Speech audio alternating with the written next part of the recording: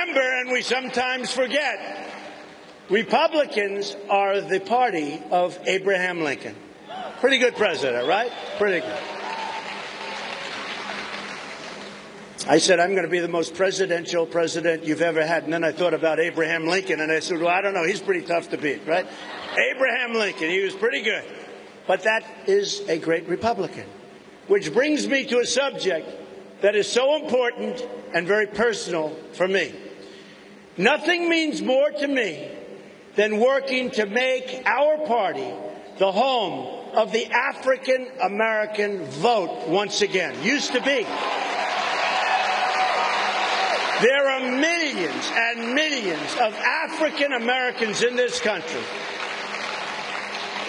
who have succeeded so greatly and who deserve a government that protects and honors their incredible contribution. So many have been so successful. Very nice.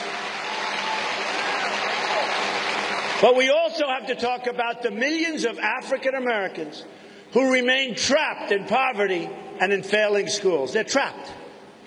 I've spoken to a lot in recent days, a lot of people, and I've spoken a lot about the deplorable conditions in many of our inner cities, just about all of them. As a father, as a builder, as an American, it offends my sense of right and wrong to see anyone living in such conditions. They are living in terrible, terrible conditions, beyond belief conditions, bad. Almost 40% of African American children are living in poverty, abject poverty, including 45% of children under the age of 6.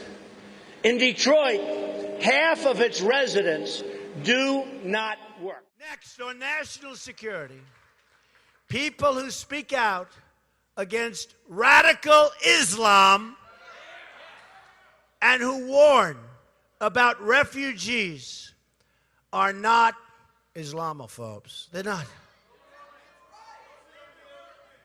They are decent American citizens who want to uphold our value as a tolerant society and who want to keep the terrorists the hell out of our country.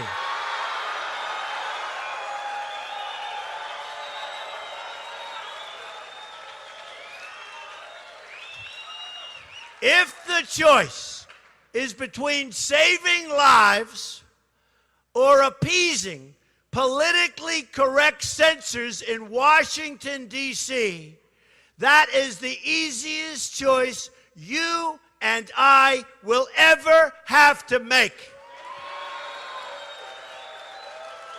We will always choose saving American lives. I also want to take a moment to thank the bikers. We have bikers in the audience, so they're all over. Bikers, they call them bikers for Trump. I love the bikers. And they've been so good to me throughout this campaign, so I just want to thank all of the bikers. I really appreciate it. Terrific to be back in New Hampshire. Really a very special place to me because this is where I won my first primary, my first victory. Who knows? If I didn't win here, who knows where I'd be? Maybe I'd be building buildings or something, but who knows? But I want to just thank everybody. It's an honor. And I made you a promise. I made the people of New Hampshire a promise because you've heard me talking about it, and I talk about you all the time. I said that we are going to stop the epidemic of drugs pouring across our southern border. Heroin in particular, where you have a massive problem. We will stop it, and then we will work hard to get all of those people that are hooked. We'll get them off it one way or the other. We're going to work very hard. I made you that promise. You watch. I fulfill my promises. As I've said many times in recent days, it's hard to tell where the Clinton Foundation ends and where the State Department begins. That's what's happened. It's really what's happened. Sad. The Clinton corruption scandals have been really there for a long time, and it's been sad, sad, sad for America. the illegal server, the foreign hacking, the deleted 33. How many? 33,000. The deleted emails, 33,000. The secret schedules, the lying to Congress. It's all just too much. We're going to have a great victory on November 8th, I can tell you. 58% of African American youth are not working. More than 2,700 people have been shot in Chicago this year alone. These are the consequences of Hillary Clinton's policies and the policies of people that think like her. She has brought nothing but pain and heartache and broken promises to your inner cities. On top of that, she wants to raise taxes on African American owned businesses to as much as nearly 50% more than they're paying now. I am lowering taxes very, very substantially. She is asking for a major tax increase. I'm asking for the support of all Americans who want more opportunity, higher wages, safe communities, competent leadership, and honest government. Very simple.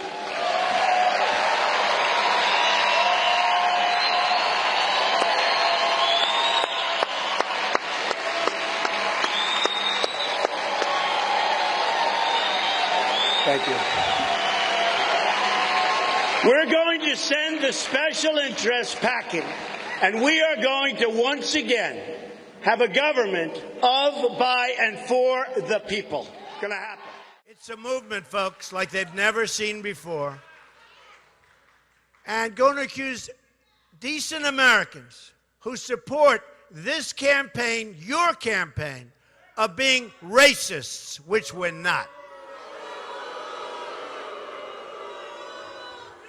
It's the oldest play in the Democratic playbook.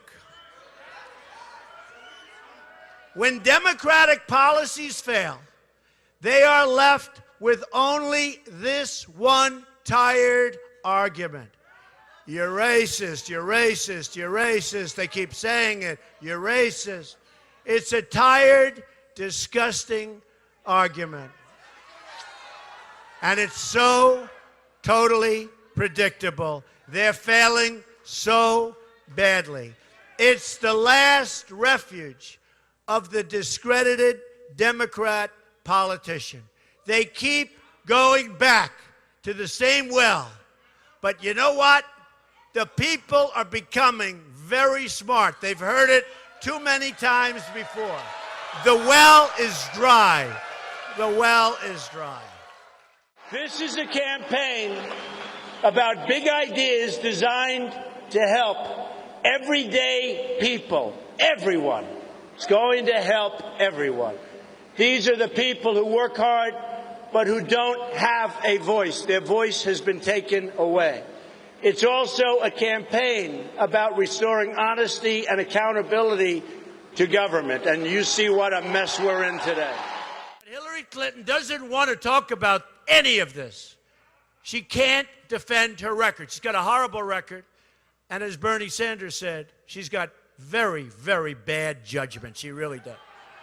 All you have to do is look at what she's done. She doesn't have one single proposal that hasn't been tried and failed. She doesn't have one idea that does anything but destroy jobs for African Americans and Hispanic Americans and all Americans in our country. It's going to be a disaster. Her trade deals were a disaster. This will be catastrophic for our country. So what does she do when she can't defend her record? That's right. She lies. He said it. She lies. And she smears. And she paints decent Americans, you, as racists. She bullies voters who only want a better future and tries to intimidate them out of voting for a change. I'm for change. She doesn't want change. At the center of our change, and this is a change agenda, is also a plan to fix our rigged economy. It's rigged. The government just revised the growth numbers. You probably saw yesterday, it was a big story. We had horrible growth numbers. They were announced last month. They made a mistake. They just announced that the number that was announced that was so bad was too high, and it had to be readjusted downward, down to 1.1%. Just so you understand, if China drops down to 8% GDP or 9% GDP, it's a major catastrophe, and the same with other countries. And they do things that you don't want to know about, but they make it impossible for your businesses to compete. But they consider it a catastrophe. Here we are with no growth, 1.1%, which is no growth. And we have the same leaders that are incompetent and don't know what they're doing, but we're going to make a change.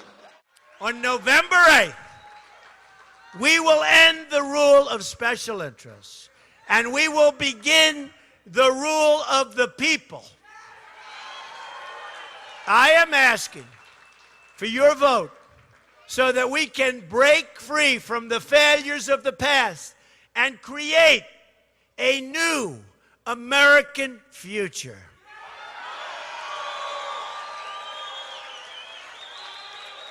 I am asking for your vote so that we can achieve amazing things for the American people.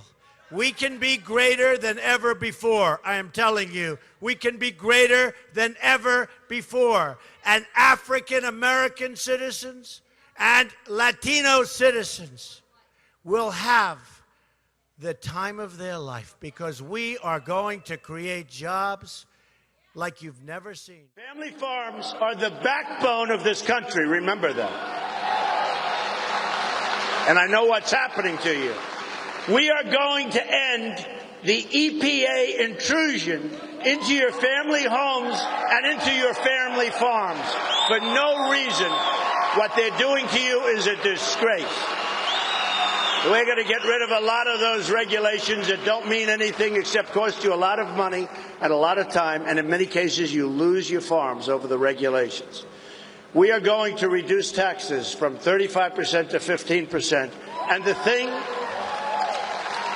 thing that most surprised me is in going around all over the country and talking about that massive tax cut, and also for the middle class, but the massive small business and business tax cut, or the reduction by a lot of regulations, 100% of the people I talk to feel more strongly about the regulations. And who would have thought about that? Who would have thought that could happen? But they feel more strongly about getting rid of these horrible, really horrible regulations, and that's what we're going to do. Year after year, we live under a Washington regime, and that's what it is. It's a regime that ignores your demands, rejects your cries, and they are cries for help in many cases, and they are being rejected. And that always puts your needs first. Your needs are going to come first. The real divide in this election is not between left and right, but between everyday working people and a corrupt political establishment that works only for itself. This election is a chance for the great majority of decent citizens to end the rule of a small group of special interests and to return that power to the voters, or, as we would say, to the people. Our amazing veterans, a lot of them in the room. Thank you. Incredible. I will not let you down. Believe me, they've been letting you down for many years. I will not let you down. Together we're going to win this state in November, and we are going to win the White House for the American people. Hey, thank you for watching. Don't forget to like, comment, share, and subscribe for more. Another 15,000 emails she failed to turn over, and they've just been discovered, I guess, today.